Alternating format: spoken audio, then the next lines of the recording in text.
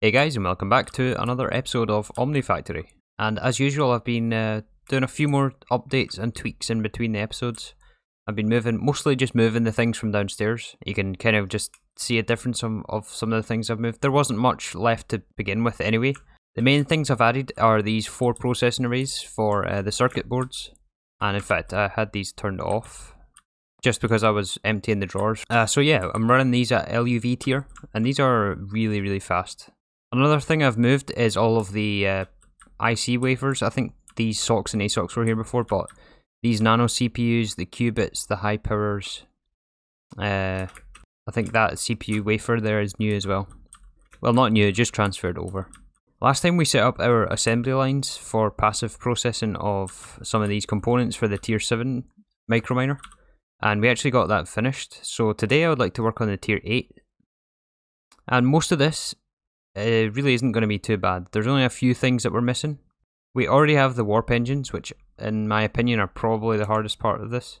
So we still have to get the iridium heavy plating, these quantum chests, the ZPM field gen, the warp controller, and the warp core.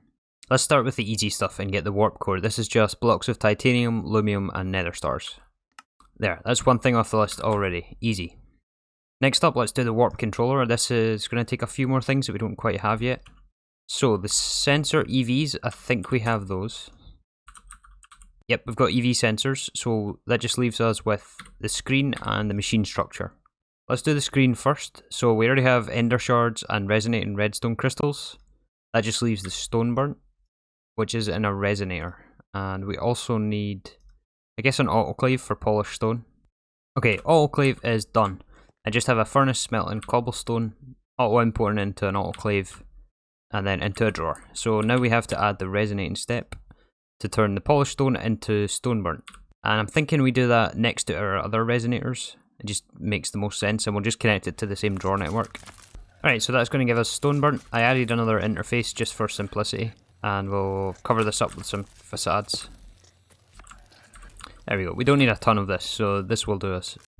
Now with the stone burnt, we can set our recipe for the screens and just have to add it to this interface. And we'll set the drawer. Okay, so what's next then? The screen goes into the warp controller, that's right. So we also need this machine structure, stainless steel plates, and black quartz. I don't think black quartz is fully renewable. It has to come from microminers is what I mean. Yeah, so it looks like the only way we can get black quartz is from quartzite dust, which is from the microminer, or you can buy Certus quartz. So the Certus quartz looks like it comes from either the tier 3 or I think you can get it from tier 1 as well. We do have quite a big backlog of this, so I'm going to add an electrolyzer to electrolyze it up to a certain point. Ivy, I guess? Yeah, so we have 66,000 quartzite dust. And I think I'll just let it go to fill a drawer of black quartz. Or actually, nah, I should really put a level emitter on this. I'll level emit it for 30,000 quartzite for now. So this will turn off when we have less than 30,000 and the rest will be black quartz. Okay, so that's black quartz taken care of. Now to do... Oh, we need to also, I guess, autoclave this as well. Okay, well that's easy enough to fix. And I've just limited this to 1 stack in this drawer here, since there's literally no other use other than to autoclave this. Alright, so next up is the machine casing, I think. Machine block. So we need steel plates and black quartz. And we're not making steel plates yet, so I'll have to add that as a fluid solidifier recipe. But we'll import this one first. So machine block, set the drawer. And then this goes into making the machine structure, so we need stainless steel plates. Do we have those? We don't have those either, so I'll have to make stainless steel and regular steel plates. However, once again, we'll set our drawer recipe first. And that's all of this taken care of. And then last up is the warp controller. So we have to put all those together with the sensors and the processors. And there's our warp controllers. Alright, let me go and add those plates to the wall. Okay, so those recipes are now added, and what is left to do now is the ZPM field generator. And this is a lot of the same thing that we covered last time, it's just like for different recipes. So I have to add the emitter for the ZPM. This is another assembly line recipe. I'll have to add HSSG or HSSE frames. The emitter IV and EV we have. 4x vanadium gallium cable, I'll have to add that. And then I just added this ender star. I added awakened draconium to the wall. And then I need titanium frames and Naquata cables. So I'm going to just probably do this off camera since it's pretty much exactly the same as what we've been doing. And then I'll come back to after the point where we have ZPM field gens. And this takes us up to the tier 8 microminer. And although I guess we also need these quantum chests, so I'll passive these as well. We have pretty much all the stuff here anyway. So I suspect this might take me a good 45 minutes, an hour to do. But yeah, I'll be back after I finish this. And after about 40 minutes or so, we now have every single piece of the puzzle for our tier 8 microminer. Wow, this was some journey to get here. But yeah, we are now passive in all of these materials. And the last step is to put it all together. So let me just show you what additions have been added. A couple of things on this crafting wall. There's the frames and the cables, and then the assembly machines. And then there's also these 3 assembly lines on the end. So this is for, in fact, that was there before. The ZPM emitters and the ZPM field gens.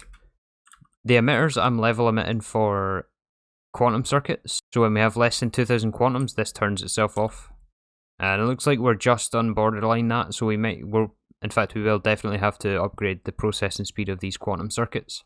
But these field generators I'm not level emitting, I'm just relying on this level emitting itself because the only use for these ZPM emitters is to go into these. So if we control the production of these emitters, then we should be fine.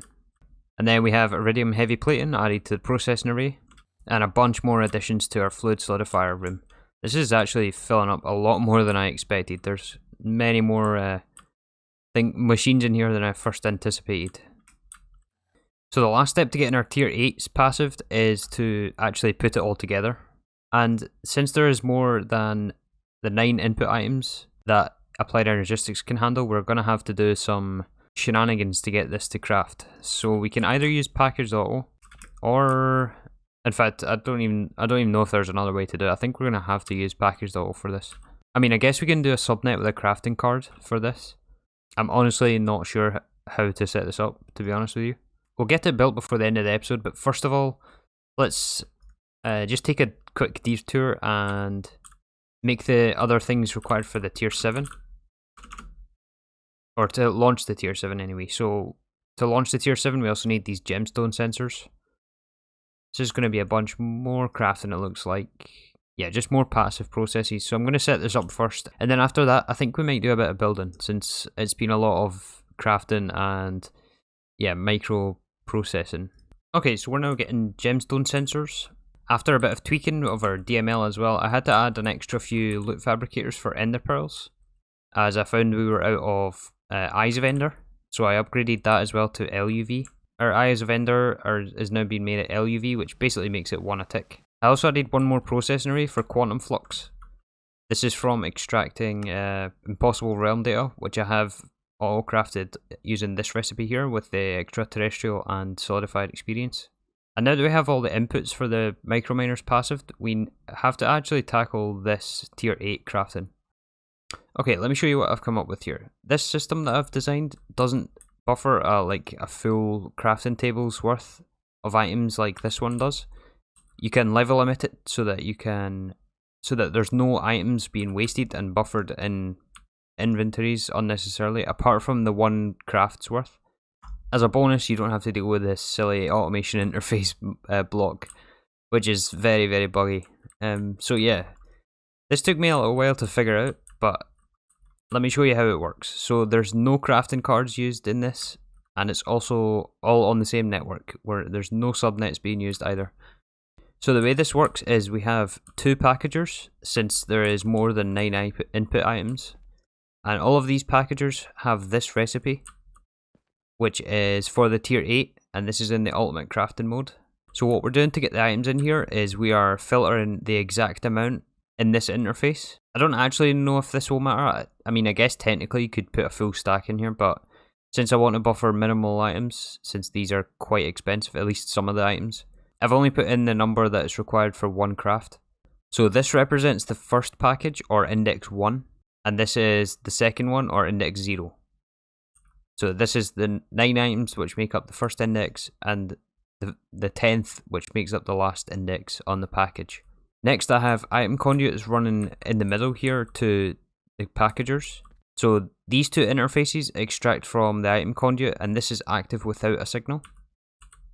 This way we can level limit it to, say, like, keep buffered however many tier 8s. In this case I only want really one to be buffered at a time. Again, I'm trying to cut down on things being buffered unnecessarily, so maybe I'll increase this, I don't know, but for now I've just got it set to 1, so it's only ever going to craft 1 at a time. When we have less than 1, the items from this get extracted, and they have a limited item filter in here with the exact amounts for one craft. So this one is the field generator, and this is the other 9 items. Then they create the 2 recipe packages, and they instantly get put back into the ME system in our drives just because it's connected to this ME conduit.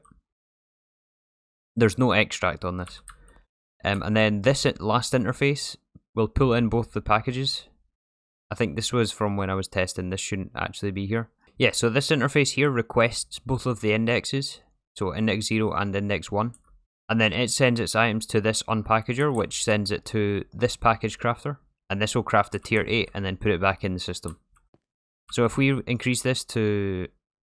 In fact, I think I have more tier 8s in my... Yeah. If we take all of these out, it should now craft a second one. Or technically a 17th one. But since there's none in the system, it will turn this level limiter off, which causes the items to go in the packager. There should actually be an item conduit here to pull the items from this interface. And then, yeah, as you can see, it puts both packages into this unpackager, and this sends it to this package crafter, which crafts our tier 8. There we go, so that's our passive extended crafting, and I think I'm going to switch over the tier 7 as well, to use a similar system. I wanted to keep this nice and clean as well, so I'll have to find a way of laying this out properly in the room. In all that time we had some of the buffers fill up, so we have some tier 7s here. We have, what is this, 31? So let's see if we can send 31 tier 7 microminers. We're missing dilithium. Alright. We have that set up somewhere, I just don't know where it is. This is the problem when we have this many machines. Oh, here it is. So dilithium is getting from... Wait, did I not finish setting this up? It looks like I've only got the inputs in here, or the fluids. So we need dilithium dust. Do we have any of that? Oh yeah, we have 2,000 of it. So I need to add a, what is it, conveyor and an interface. There we go, that's given us dilithium. That might take a little bit to build up. So let's send maybe 16 of these first. 10? Can we get 10? We can get 10, okay. We'll send 10 tier 7s and then 10 tier 8s, and that'll give us a lot more eggs and chaos shards. So that's all of the tier 7s sent. Let's send our tier 8s now. I wonder if we can get 10. Do we have enough dilithium yet? We don't. Actually, how is it we get dilithium? Is it from the tier 1? I think it might be. Yeah, tier 1 gives us dilithium ore. And it looks like this is the only way to get this. So I think it's going to be worth to passive these. Although this isn't going to be nearly as much work as the other one. Since we already have this. The basic mining laser is... In fact, we already have this. We already have the thruster. I think we'll have to get the diesel generator and the LV field gen. And that's only 2 items. And then we'll have the tier 1 on passive as well. And I guess the last step in this process is going to be to actually build some more Microverse projectors. We're going to have one for each mission, and we're going to need a room for that. So I'm thinking maybe today we do some more building. So let's think about where we want to maybe place this room. It has to be pretty big, because we're going to have multiple of these maximum Microverse projectors. What we could do is, since the plan was to connect this room over to that little entrance over there, it's a little bit far just to have one corridor. So maybe we could have the Microverse projectors somehow in this area. I might have to tear down this reactor. But yeah, like if we have like another staircase going down a couple of levels, and then maybe have the Microverse projectors like under here, and then down another set of stairs into our assembly line room. I think that could be pretty cool. That's going to take me a little bit to get set up, so I think I'll just actually make a start on that.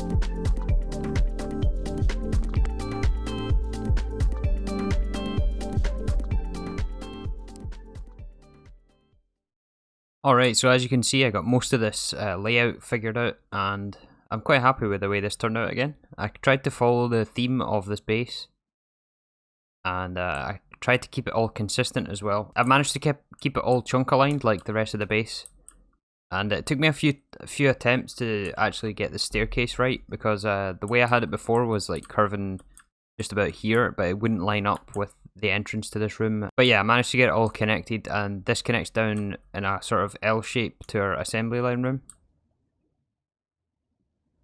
And then we come up here to the right to our Microverse projectors. So I counted out that we're going to have 5 of the small Microverse projectors, which are the 3x3 multi-blocks. This is going to be for each mission of the microminers.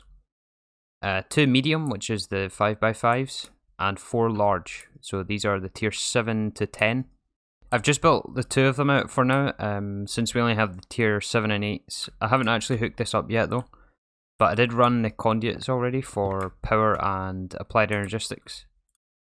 So I've routed these on top, and so because of that I put all the in and outs on the top there. That's the energy input hatch, and then the item input and the item output is on the top here. I also had another addition to our processing arrays. So the dilithium I mentioned earlier is now macerated here. This is from the ore to the dust, and then it gets sent to the autoclave. And last night I also changed up the way we're crafting our tier 7s. So I just converted it to the exact same setup as our tier 8s there. And I think this is a much cleaner design overall. This drawer is just temporary, it's just because it's full. I should really move it, but yeah. I'm not sure yet if I want to like cover all of this up, or perhaps leave it a bit exposed and then just cover the cables. I'm not entirely sure yet. It kind of depends if we're going to passive the tier 9 and 10s, which I also haven't decided on, since you only need a couple hundred of those, whereas these 7 and 8s you need thousands of. So yeah, I'm not totally set on the configuration of this room. Obviously there's going to have to be more package crafters just to add more speed. And talking of speed, I did upgrade these fusion injectors as well. They're now all at Draconic, and these 3 on the end here are Chaotic tier, which is the maximum. This allows the higher tier crafts as well as faster speeds as well. And some of the recipes, as you might notice here, require the 10 inputs, and these are only 8 inputs each. So to remedy that, I added 2 more on the sides, and I think I'll just keep this on the side, the side fusion crafters, and probably on these 3 that are going to be here as well, just so I can hide the conduit that powers them.